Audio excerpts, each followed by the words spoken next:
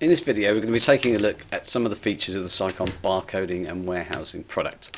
So we're going to start off in Sage 200. What we can see here at the moment is we're looking at our Sage purchase order list. If I go in and amend this purchase order, I can see it's been raised against the Copain supplier for some espresso machines. I'm expecting to get 20 of them in. So that's a completely standard Sage purchase order waiting to be received. So if we go over to look at our device, now I've just team viewed onto my Android device. I'm using a JM-C1 device for this purpose.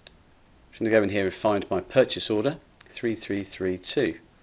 Now it may be that there's a purchase order hard copy in the stores area that could have a barcode on it to be scanned. You could type in part of the purchase order number. You can even type in part of the company name to go in, the supplier name, to go in and find the particular purchase order. Having found that, we can select it and it will list up the items that we're waiting for. So in this case, as we saw, it's just for these espresso machines. I have barcodes here with the espresso machine barcode on them, which I'm going to scan.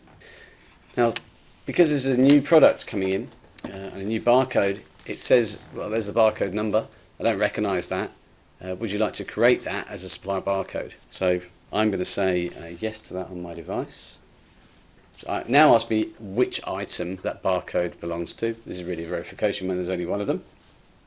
So having scanned one of them, it now has one in the system. If I go back into Sage, into my stock control list, my espresso machine here, the purchase order was raised against Copain.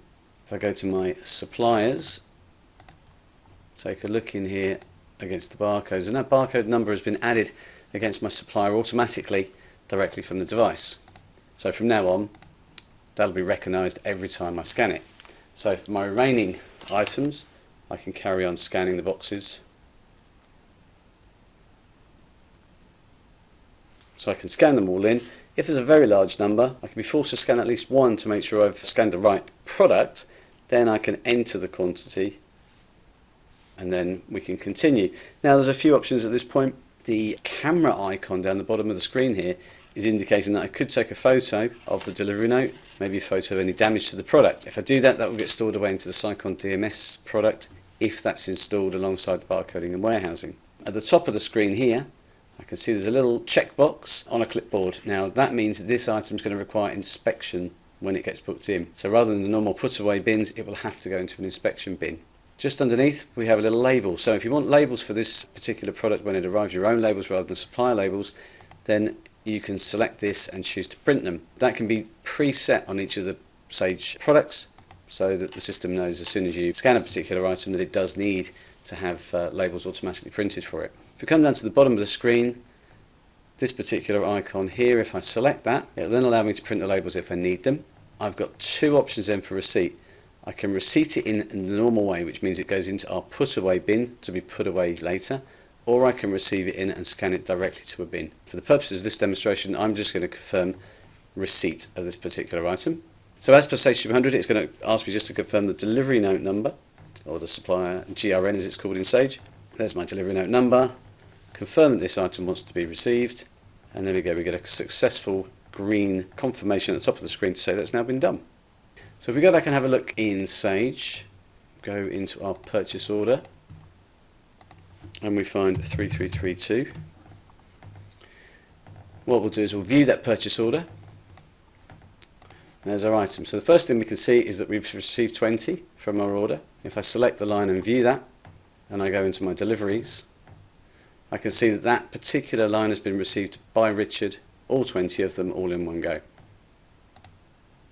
So I think you agree that's a pretty simple system to use for purchase order receipting. It's a very simple way of getting started with the product as well, because if you have supplier packaging coming in that already has barcodes on it, you can very easily use the supplier's barcodes to link up against your products without having to create labels and reprint your own barcodes for every single product that comes in.